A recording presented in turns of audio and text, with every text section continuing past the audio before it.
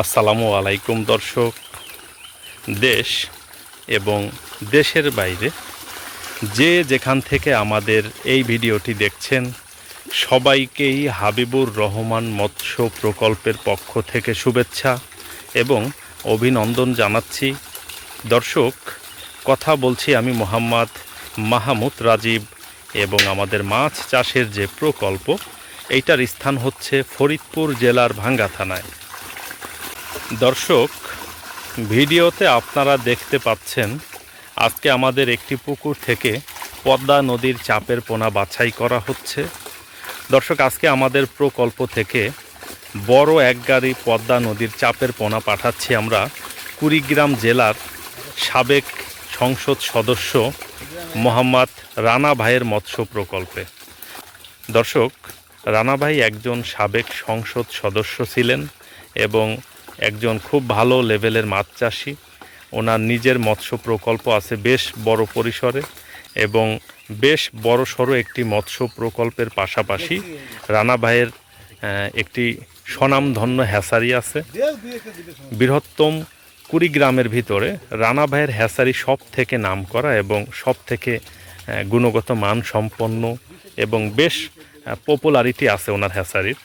প্রচুর পরিমাণে পোনা, রেনু, ধানি এইগুলা তারা বিক্রি করেন। তো রানা ভাই এবছর বিগ কার ফ্যাটেনিং করবেন, এই জন্য আমার সাথে ওনার কথা হয় এবং আমাদের কাছ থেকে পদ্মা নদীর পোনা নিয়ে যাচ্ছেন। এই পদ্মা নদীর পোনাগুলো উনি বিগ কার ফ্যাটেনিংয়ের পুকুরে দিবেন। এইগুলাকে উনি অনেক বড় সাইজের 5 KG, 6 KG, 7 KG, 8 KG size করে বিক্রি করার পরিকল্পনা আছে বলেই এই নদীর মাছটা নিয়ে যাচ্ছেন আমাদের এখান থেকে। দর্শক, অনেকেই আপনারা বলেন যে রাজীব ভাই আপনার ঠিকানা হচ্ছে ফরিদপুরে, আমি রংপুর থেকে ফোন করেছি, আমি দিনাজপুর থেকে ফোন করেছি, আমি সিলেট থেকে ফোন করেছি, এত দূরে ফরিদপুর থেকে পোনা পাঠানো যাবে কিনা। দর্শক, আজকে যে জায়গাতে পোনা পাঠাচ্ছি কুড়িগ্রাম, আমার এখান থেকে 450 কিলোমিটার দূরে। দর্শক, এই 450 কিলোমিটার দূরে যদি পদ্মা নদীর পোনা পাঠানো সম্ভব হয় তাহলে বাংলাদেশের আর কোনো জায়গাতে পাঠানো অসম্ভব বলে আমার মনে হয় না। দর্শক, মাছের জাতগতও কিছু ব্যাপার আছে। দেখুন, অনেক ভালো জাতের মাছ না হলে এবং খুব ভালো স্টেবিলিটি সম্পন্ন মাছ না হলে কিন্তু দূর দূরান্তে পাঠানো সম্ভব হবে না। এই জন্যই আসলে আমরা সবসময় নদীর মাছটা নিয়ে কাজ করি। এই নদীর মাছ যেমন খুব সুন্দর গ্রোথ করে, খুব দ্রুতই আসলে বড় হয়ে যায়, পাশাপাশি এদের স্টেবিলিটি দারুণ লেভেলের ভালো থাকে। দর্শক, যে কোনো প্রতিকূল পরিবেশে অন্যান্য কার্প জাতীয় মাছের তুলনায় এরা খুব সুন্দরভাবেই আসলে টিকে থাকতে পারে। দর্শক, অনেক ভিডিওতেই আমি পদ্মা নদীর মাছের বৈশিষ্ট্য, গুণগত মান এবং কেন এত টাকা দিয়ে, এত উচ্চ মূল্য দিয়ে আমাদের কাছ থেকে আপনারা পদ্মা নদীর পোনা নিয়ে চাষ করবেন এ বিষয়ে আমি অনেক ভিডিওতে আলোচনা করেছি। আজকে আর ওই বিষয়গুলো নিয়ে আলোচনা করব না। আজকে আমাদের অনেক ব্যস্ততা, যেহেতু পোনার পরিমাণটা অনেক বেশি। একটা বড় গাড়িতে 400 কেজি পদ্মা নদীর পোনা যাচ্ছে এবং এটা যদি হ্যাচারির মাছ হতো বা সস্তা আইটেমের কোনো মাছ হতো 400 কেজি মাছ কোনো ব্যাপারই ছিল না, কিন্তু আমাদের পদ্মা নদীর 400 কেজি মাছ মানে অনেক বিশাল ব্যাপার। তো আজকে অনেক কর্মযজ্ঞ আমাদের সম্পূর্ণ করতে হবে, অনেক ব্যস্ততা, অনেক কাজ। এই জন্য আজকে আর খুব বেশি দীর্ঘায়িত করব না ভিডিওটা। আমি সংক্ষেপে শুধু আপনাদেরকে কিছু মাছ দেখাচ্ছি এবং যখন গাড়ি লোড করি সেই সময় একটু দেখিয়ে আমরা ভিডিওটা শেষ করে দিব। দর্শক, আজকে আমরা কুড়িগ্রামে অ্যাভারেজে 20টা লাইনের মাছটা পাঠাচ্ছি, অর্থাৎ 1 কেজিতে অ্যাভারেজে 20টা মাছ হবে। রুই, কাতলা, মৃগেল, অল্প পরিমাণে কিছু কালীবাউস মাছ আছে, এইগুলা সব মিলিয়ে অ্যাভারেজে 20টা হবে আর কি। এই সাইজের মাছটা পাঠাচ্ছি। আমি এখন আপনাদেরকে কিছু মাছ দেখাচ্ছি। এই কাশেম ভাই, পাতিলটা দেন তো সমীর ভাইয়ের কাছে। আছে? আচ্ছা, ঠিক আছে। ওবি, এই পাতিলটা নিয়ে এটার ভিতরে অ্যাভারেজে 20টা লাইন যে মাছটা দিচ্ছি এরকম সাইজের কিছু মাছ দিত।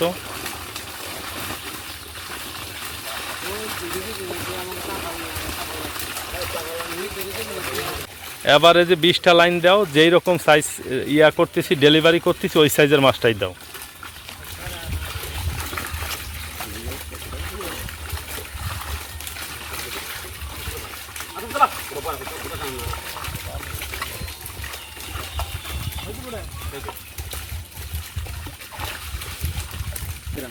নিয়ে আয় তো। এই কাশেম ভাই, পাতিলটা উঠে নিয়ে আসেন।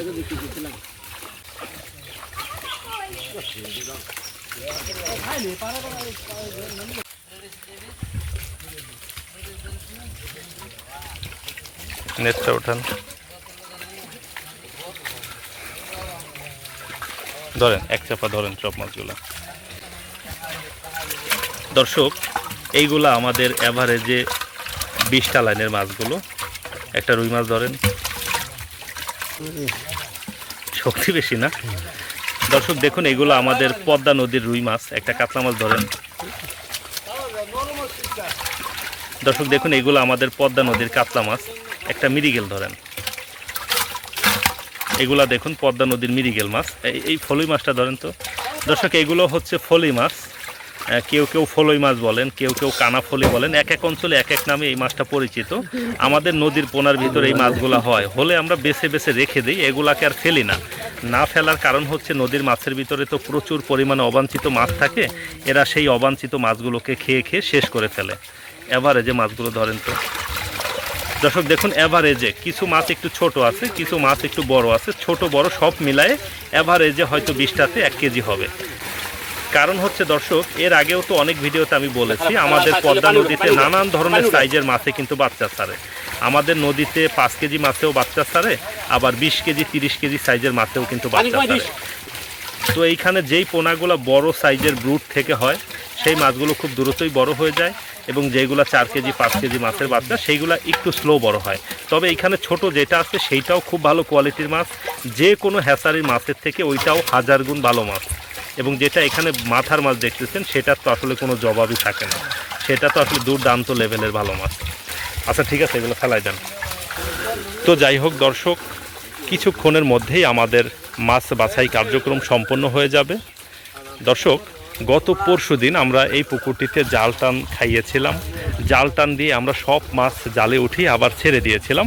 এবং গতকালকে এই পুকুরটিতে আমরা কিছু পরিমাণে কাঁচা সরিষার খৈল দিয়েছিলাম। সরিষার খৈলটা আমরা 2-3 ঘন্টা ভিজিয়ে রেখে সারা পুকুরে ছিটিয়ে দিয়েছিলাম। এবং তার সাথে আমরা এই পুকুরটিতে কিছু পরিমাণে ভিটামিন সি দিয়েছিলাম, যেন মাছের স্টেবিলিটি আরও বেশি ভালো থাকে। এই জন্য, যদিও পদ্মা নদীর মাছের স্টেবিলিটি প্রচণ্ড রকমের ভালো, তারপরেও আমি কিছু পরিমাণে এনার্জি সি বা ভিটামিন সি দিয়েছিলাম, যেন এই মাছের স্টেবিলিটি আরও ভালো থাকে।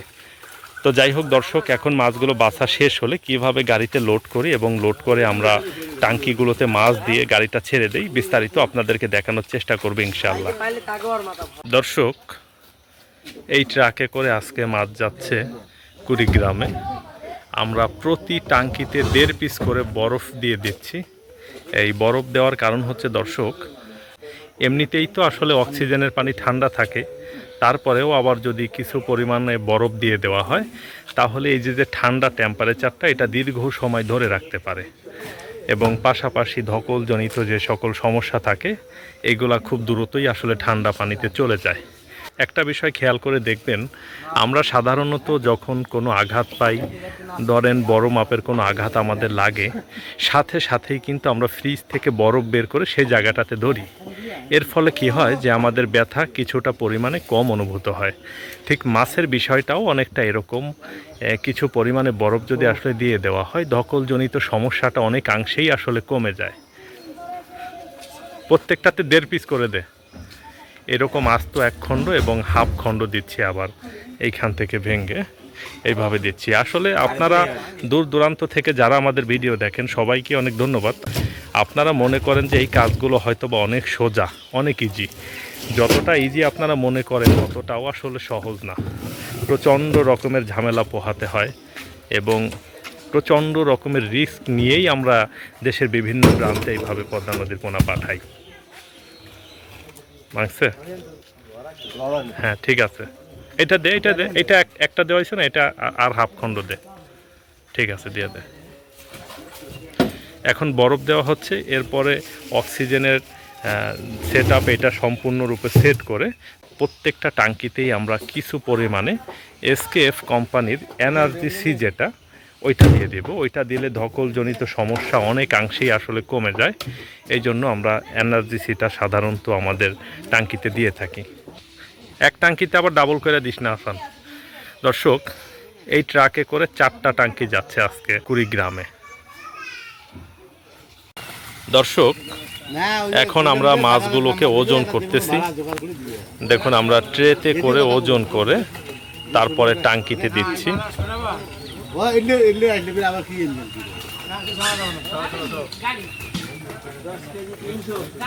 10 কেজি 300। দেখুন দর্শক, আগে থেকেই আমরা অক্সিজেনগুলো ছেড়ে রেখেছি, কারণ হচ্ছে যে পানিতে দ্রবীভূত যেই পরিমাণে অক্সিজেন আছে তার থেকে যেন এটার পরিমাণ কিছুটা বৃদ্ধি পায়। এই কারণে এটার ভিতরে, পানির ভিতরে বরফ দেওয়া আছে, এনার্জি সে দেওয়া আছে, এবং এখন তো আবার অক্সিজেন আমরা ছেড়ে দিয়েছি। এবং ঠিক এইভাবে ট্যাঙ্কির ভিতরে ওজন করে আমরা লোড করতেছি। দর্শক, 3টা ট্যাঙ্কি আমাদের লোড করা হয়ে যাচ্ছে। এখন আরও একটি ট্যাঙ্কি লোড করা বাকি আছে, ওইটা হলেই আমরা গাড়িটা ছেড়ে দিব।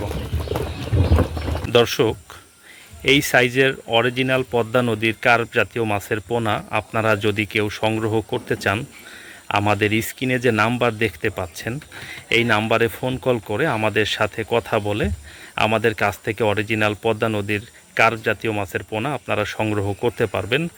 এবং এখন থেকে আগামী 10-15 দিন পর আমাদের কাছে 1 কেজিতে 10,000, 15,000 বা 16-17,000 এরকম সাইজের ছোট কার্প জাতীয় মাছের পদ্মা নদীর অরিজিনাল পোনাটা পাবেন।